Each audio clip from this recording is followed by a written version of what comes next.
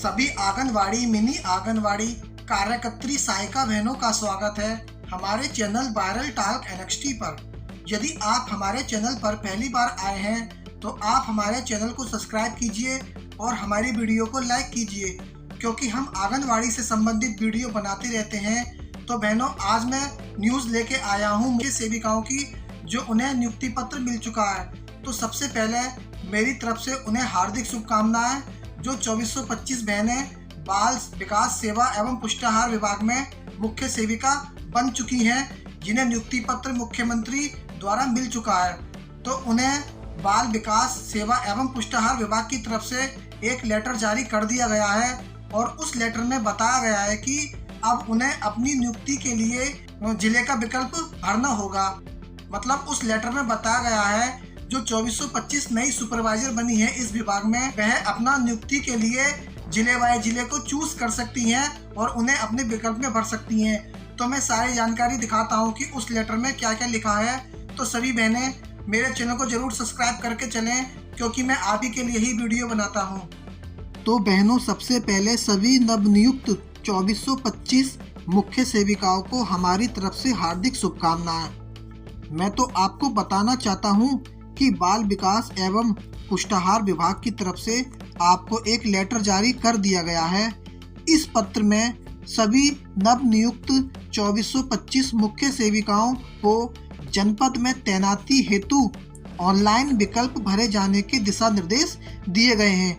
तो मैं आपको इस पत्र के बारे में विस्तार से जानकारी देता हूं। तो इस पत्र में बहनों बताया गया है, ये प्रेषक हुआ है निदेशक बाल विकास एवं पुष्टाहार विभाग की तरफ से उत्तर प्रदेश लखनऊ।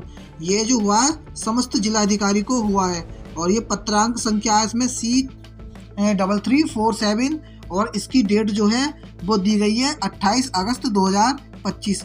इसमें बताया गया है बहनों कि जो सभी नवनियुक्त मुख्य सेविकाएं लगी हैं उनके लिए इसमें दिशा निर्देश दिए हैं। इसका जो विषय है, इसमें विषय है नवनियुक्त मुख्य सेविकाओं की जनपद में तैनाती हेतु ऑनलाइन विकल्प भरे जाने के संबंध में। मतलब उपयुक्त विषय के संदर्भ साधार अवगत कराना है कि उत्तर प्रदेश अधीनस्थ सेवा चयन आयोग के विज्ञापन संख्या 05 परीक्षा 2022 मुख्य सेविका परीक्षा के घोषित परिणाम तथा चयनित अभ्यर्थियों के अभिलेखीय परीक्षण के उपरांत आयोग के द्वारा 2425 सफल अभ्यर्थियों को नियुक्ति पत्र प्रदान करने की संतुष्टि की गई।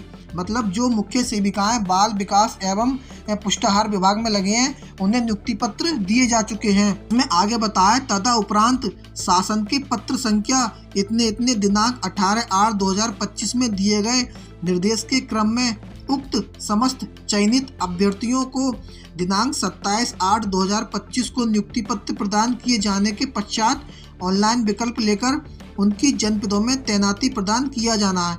मतलब अब आपको नियुक्ति पत्र मिल जाने के बाद जो आपकी नियुक्ति होगी वो आपके द्वारा जो विकल्प आपके द्वारा जो चूज करे गए जनपद हैं उसी में ही आपकी नियुक्ति होगी। तो इसमें आगे बताया गया है कि चयनित मुख्य सेविकाओं की जनपद में तैनाती हेतु उनके द्वारा जनपदों की वरीयता प्रस्तुत करने हेतु विभाग द्वारा ऑनलाइन पोर्टल लिंक icds.permos.upsdc.government.in विकसित किया गया। मतलब बाल विकास सेवा एवं पुष्टाहार विभाग ने ये वाली वेबसाइट ओपन कर दी है और इसमें बताया है कि विकसित उपरोक्त पोर्टल 1/9/2025 से 7/9/2025 तक, मतलब 7/9/2025 तक रात्रि समय 12 बजे तक यह क्रिया संचालित किया जाएगा। मतलब यह जो वेबसाइट है वो 1 तारीख से खुल जाएगी और 7/9/2025 तक ये वेबसाइट रात्रि के 12 बजे तक ओपन रहेगी और उसके बाद बंद हो जाएगी। तो आपको इसी समय में अपने जनपदों की वरीयता दी जाएगी कि आपको मुख्य सेविकाओं को कहाँ तैनाती लेनी है। इसमें और आगे बताया गया है, अवगत कराना है कि ऑनलाइन विकल्प भरे जाने हेतु अभ्यर्थियों को पोर्टल लिंक पर जाना होगा, जिसे उनके द्वारा मोबाइल नंबर पर प्राप्त OTP के माध्यम से लॉगिन किया जाएगा। मतलब आप सबसे पहले पोर्टल खोलेंगे, पोर्टल खोलने के बाद आपको अपना मोबाइल नंबर डालना होगा और उसके बाद आपके पास एक OTP आएगा और OTP से क्या होगा, आप उस पोर्टल में चले जाएंगे और सफल आपका लॉगिन हो जाएगा। मतलब सफल लॉगिन पर मुख्य सेविकाओं को पोर्टल पर विभाग द्वारा उपलब्ध रिक्तियां हेतु निर्धारित जनपद के लिए वरीयता चुनकर उन्हें भरना होगा। मतलब वह जनपद वहाँ पे शो कर रहे होंगे जहाँ मुख्य सेविकाओं की वैकेंसी खाली है। जैसे कि उत्तर प्रदेश में 75 या 76 जिले हैं, तो अगर आप पोर्टल खोलेंगे तो वहाँ पे 10 या 12 जो जिले आएंगे जहाँ मुख्य सेविकाओं की तैनाती होनी है। तो आपको उन जिलों को मतलब अपने विकल्प में भरना होगा कि सबसे पहले मैं आगरा लगना चाहती हूँ, या दूसरे नंबर पे मैं मुर्दाबाद का विकल्प रखना चाहती हूँ, या तीसरे नंबर पे मैं मुर्दाबाद का मतलब गाजियाबाद का विकल्प रखना चाहती हूँ। तो इसी तरीके से आपको बहुत सारे विकल्प रखने होंगे। इसमें आगे बताया कि पोर्टल पर विभाग द्वारा उपलब्ध हेतु निर्धारित जनपद के लिए वरीयता चुनकर उसे भरना होगा, और पोर्टल पर उपलब्ध सभी जनपदों की वरीयता भरना अनिवार्य है। मतलब पोर्टल पर जितने भी जनपद दिए हुए होंगे आपको सभी विकल्प भरने हैं। अगर पोर्टल पर आपके मतलब 30 जनपद दिए तो 30 को ही आपको विकल्प के द्वारा भरना होगा। मतलब पहले नंबर पे आप कौन सा रखोगी, या दूसरे नंबर पे आप कौन सा रखोगी, तीसरे नंबर पे आप कौन सा जनपद रखना चाहोगी। तो जितने जनपद उस पोर्टल पे उन विकल्पों में रखना होगा। तो सभी जनपदों की वरीयता सफलतापूर्वक भरने के बाद संबंधित मोबाइल पर पुष्टिकरण हेतु SMS भी प्राप्त होगा। जब आप सभी जनपदों को विकल्प में अपने भर लोगी तो आपको एक SMS प्राप्त होगा। अभ्यर्थियों को जनपदों का आवंटन परीक्षा में प्राप्त अंकों के आधार पर निर्धारित उनकी मेरिट के अनुसार होगा।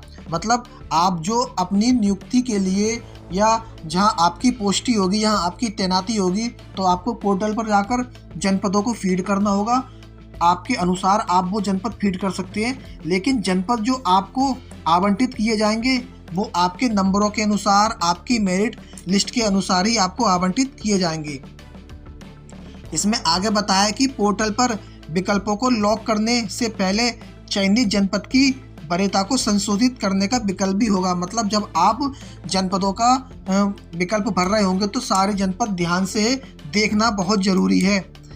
वरीयता लॉक होने के बाद पोर्टल में कोई भी बदलाव नहीं किया जाएगा। मतलब अगर एक बार आपने सारे जनपद अपने नियमानुसार या क्रम अनुसार डाल लिए, जैसे कि सबसे पहले मैं आगरा में नियुक्ति लेना चाहती हूँ, अगर मुझे आगरा नहीं मिल पाता है तो नंबर 2 पे आपने गाजियाबाद डाल दिया कि चलो मैं गाजियाबाद में भी ड्यूटी कर लूँगी। अगर आपको गाजियाबाद भी नहीं मिलना तो नंबर 3 पे आपने रामपुर डाल दिया कि मैं रामपुर में ड्यूटी कर लूँगी। तो ये चीज़ें आपको बहुत ध्यान से डालनी है। अगर एक बार आपका यह वरीयता वाले ये जिले पड़ गए तो उसके बाद ये लॉक हो जाएंगे और आप इसमें कोई भी बदलाव नहीं कर पाएंगे। इसमें आगे बताया कि वरीयता लॉक होने के बाद मुख्य सेविकाओं के पास पोर्टल पर दर्ज किए गए विवरण के अनुसार जनपद वरीयता फॉर्म की एक प्रति प्रिंट करने का विकल्प भी होगा। मतलब आप जो वरीयता द्वारा अपने जनपद जो चूज करोगी उसमें तो आप एक उसकी फोटोकॉपी भी निकाल के अपने पास रखना होगा। इसमें आगे बताया कि अतः आपसे अनुरोध है कि अपने कुशल मार्गदर्शन में उक्त के संबंध में संकलन दिशा निर्देश एवं वेब लिंक की जानकारी से संबंधित नव चयनित मुख्य सेविकाओं को अवगत कराने व स्थानीय अखबारों में भी इसका निःशुल्क प्रकाशन कराने तथा समस्त उपरोक्त प्रक्रिया को शासन द्वारा निर्गत निर्देशों के अनुरूप कराने का कष्ट करें। मतलब मुख्य सेविका जो अभी बाल विकास सेवा एवं पुष्टाहार विभाग में लगी है उसे अपने जनपद भरने पर बहुत ज़्यादा ध्यान देना होगा, कोई भी गलती नहीं करनी है। इसमें आगे बताया गया है अधीनस्थ सेवा चयन आयोग उत्तर प्रदेश के माध्यम से नव नियुक्त मुख्य सेविकाओं का जनपद में हेतु ऑनलाइन पोर्टल पर जनपद की वरीयता, मतलब आपको कुछ दिशा निर्देश दिए गए हैं यह पोर्टल भरने के लिए। तो पहला दिशा निर्देश दिया गया है कि नव चयनित मुख्य सेविकाओं की जनपद में तैनाती हेतु उनके द्वारा जनपद की वरीयता प्रस्तुत करने हेतु ऑनलाइन पोर्टल विकसित किया गया है। दूसरा दिया है कि आप इस पोर्टल लिंक पर जाना होगा जिसे उनके द्वारा मोबाइल नंबर पर प्राप्त OTP के माध्यम से आपका लॉगिन किया जाएगा। मतलब लॉगिन आप जो होंगी उस पोर्टल पर आपके OTP के माध्यम से होगा।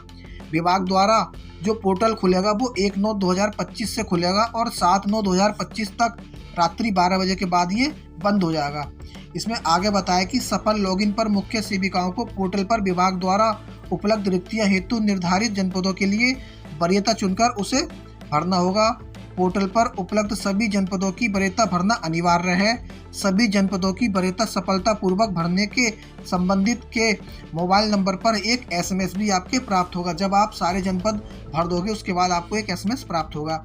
नंबर 4 पे इसमें बताया कि विभाग द्वारा उपलब्ध रिक्तियों हेतु निर्धारित जनपद के लिए सभी जनपदों की वरीयता भरने के बाद उसे अंतिम रूप में लॉक करने का विकल्प प्रदर्शित होगा। मतलब एक बार आप चेक कर सकती हैं कि कहीं कोई गलती नहीं है, तब जाके आप अपने फॉर्म को लॉक करें। नंबर 5 में बताया गया कि पोर्टल पर विकल्पों को लॉक करने से पहले चयनित जनपदों की वरीयता को संशोधित करने का विकल्प होगा। मतलब लॉक करने से पहले आप अपने विकल्प चेंज कर सकते हो।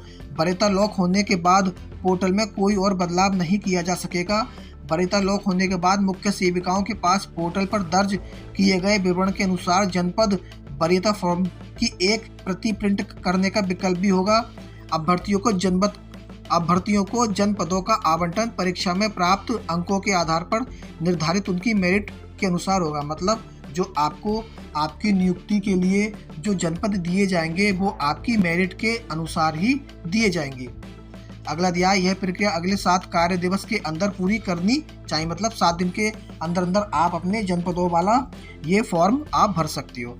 ऑनलाइन वरीयता सबमिशन पोर्टल से संबंधित किसी भी समस्या या किसी भी जानकारी में परिवर्तन या सुधार के अनुरोध के लिए अभ्यर्थी अपने गृह जनपद के जिला कार्यक्रम अधिकारी कार्यालय में संपर्क कर सकते हैं। मतलब आप अपने DPO अधिकारी से संपर्क कर सकते हैं और नियुक्ति पत्र के साथ दिए गए प्रपत्र माध्यम से ऑनलाइन आवेदन करने में जुड़ी हुई तकनीकी समस्याएं प्रस्तुत कर सकते हैं। ये बहुत अच्छी बात इसमें बताई गई है लेटर में कि आपको अपने जनपद भरने के लिए आपको इस वेबसाइट लिंक पर जाना है और अपनी इच्छा अनुसार सारे जनपद भरने हैं। मतलब इच्छा अनुसार ये कि जहां आप अपनी नियुक्ति करवाना चाहती हैं, किस जनपद में आपको ड्यूटी करना आसान है या किस जनपद में आपके कोई रिश्तेदार हैं वहाँ रुक के आप अपनी ड्यूटी कर सकती हैं, या जो आपका जिला आपके ज़िले से करीब पड़ेगा वहाँ आप अपनी ड्यूटी कर सकती हैं। तो ये आपको जितने भी आपको उस पोर्टल में जनपद दिए गए हैं सभी पे आपको टिक करना होगा।